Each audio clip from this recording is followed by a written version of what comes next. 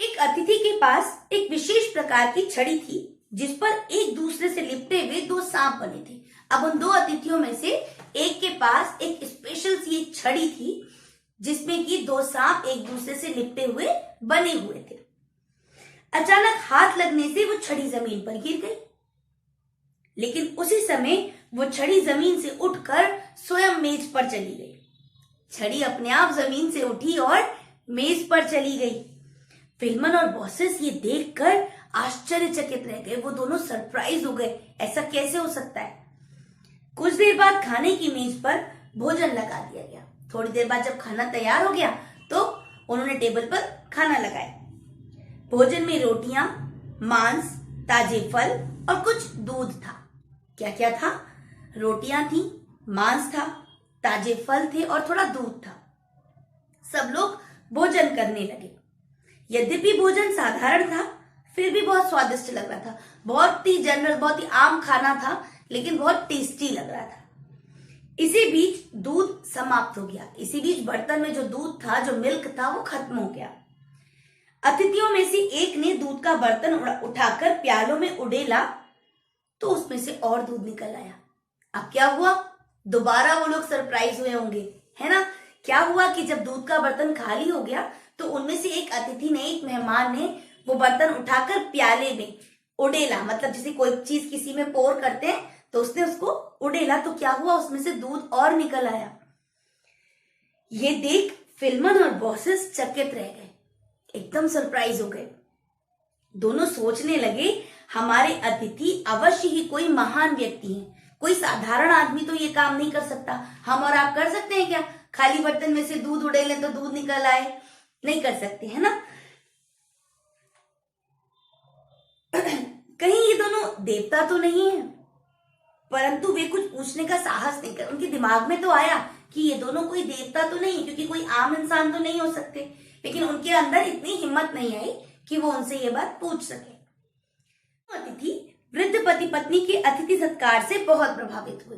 वो दोनों ही जो अतिथि थे, मेहमान थे, वो उन वृद्ध हस्बैंड वाइफ ने जो उनका वेलकम किया, जो उनको आदर सम्मान दिया, उससे बहुत ज्यादा इम्प्रेस हुए, प्रभावित हुए।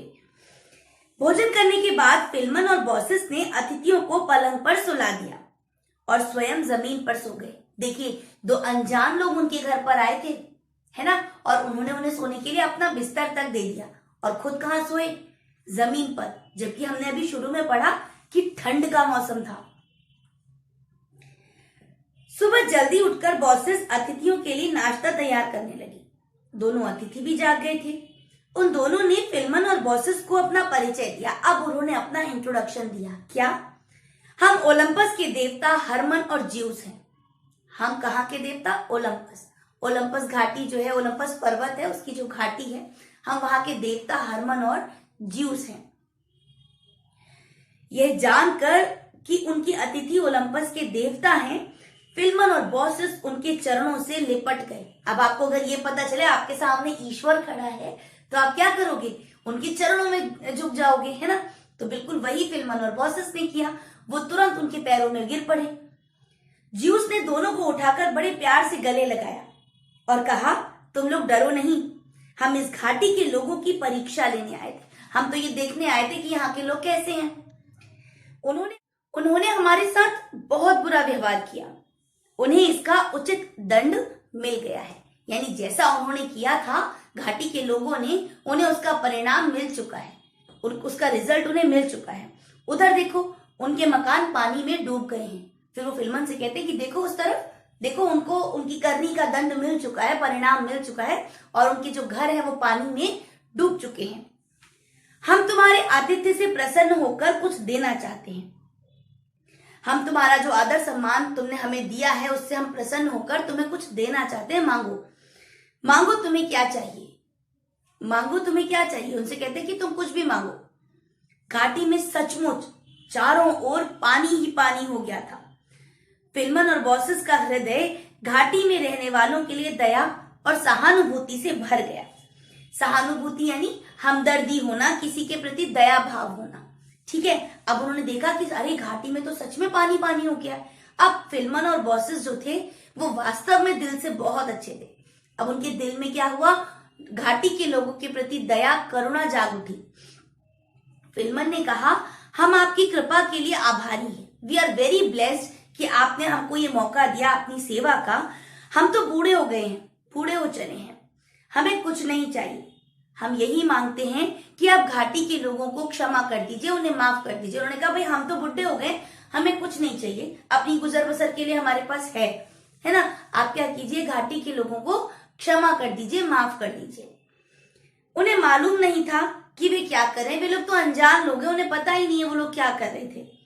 यह सुनकर ज्यूस ने कहा, तुम लोग बहुत दयालु हो, तुम्हारे अंदर सच में बहुत दया है। तुम नहीं जानते वे कितने धूर्त और स्वार्थी हैं। तुम लोग अच्छे हो इसलिए तुम ऐसा कह रहे हो, है ना। तुम्हें नहीं पता कि घाटी के जो अन्य लोग हैं वो कितने मक्कार और कितने सेल्फिश हैं।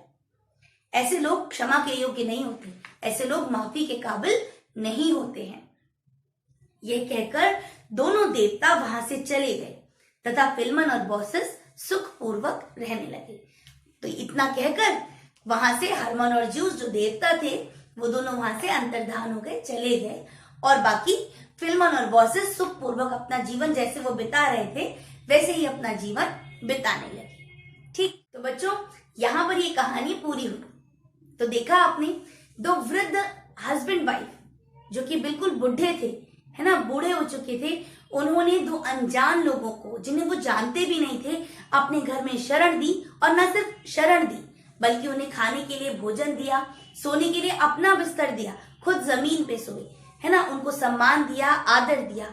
ठीक, जिसके कारण वे दोनों उन पे प्रसन्न हुए और वो कौन निकले, देवता निकले, है ना। वहीं दूसरी ओर घाटी के जो अन्य लोग थे उनके बुरे व्यवहार के कारण उन्हें अपनी करनी का फल भोगना पड़ा। उनके मकान जो थे वो पानी में डूब गए। तो बच्चों ये पाठ हमारे सिलेबस में इसलिए होते हैं ताकि हम भी इन अच्छे गुणों को अपने अंदर आत्मसात कर सके, हम सीख सकें कि अच्छाई का फल हमेशा अच्छा होता है और बुराई का परिणाम हमेशा बुरा होता है। अगर हम किसी के लिए अच्छा करेंगे तो वो अच्छाई जरूर हमको रिटर्न होकर के मिलेगी। और अगर हम बुरा करेंगे तो हमें बुरा ही मिलेगा। वो कहते हैं ना, जब बोया पेड़ बबूल का तो आम कहाँ से हुए, है ना। जब हम बबूल का कांटेदार पेड़ लगाएंगे तो मीठे आम हमें थोड़ी मिलेंगे। अगर हम बुरे काम करेंगे तो हमें उसका बुरा नतीजा ही मिलेगा। और अगर हम अच्छे काम करेंगे, दूसरों की सहायता करेंगे, तो हमें आगे चलकर भविष्य में कभी भी हमें उसके बदले अच्छाई ही मिलेगी। ऐसी बहुत सी कहानियां हैं, कभी मौका मिलेगा आपको जरूर सुनाएंगे। ठीक है, तो देखिए आज के समय में हम ये नहीं कह सकते हम किसी भी अनजान को अपने घर के अंदर शरण दे दें, लेकिन अपने सामर्थ्य के अनुसार, ठीक, जितना हम कर सकते हैं उसके अनुसार जो भी नीडी है, जिसको भी जरूरत है, जरूरतमंद है, उसकी सहायता का अवसर यदि जब भी मिले तो जरूर करनी चाहिए। ठीक, तो आई होप कि ये चैप्टर आपको समझ में आया होगा। आप लोग ध्यान से इसको पढ़िएगा, कुछ नहीं समझ में आएगा तो मुझसे पूछिएगा। ठीक है, तो बच्चों आज के लिए इतना ही। आप सभी बच्चे अपना ध्यान रखिएगा और मन लगाकर पढ़ाई कीजिएगा। ठीक, so bye everyone, take care, have a great day.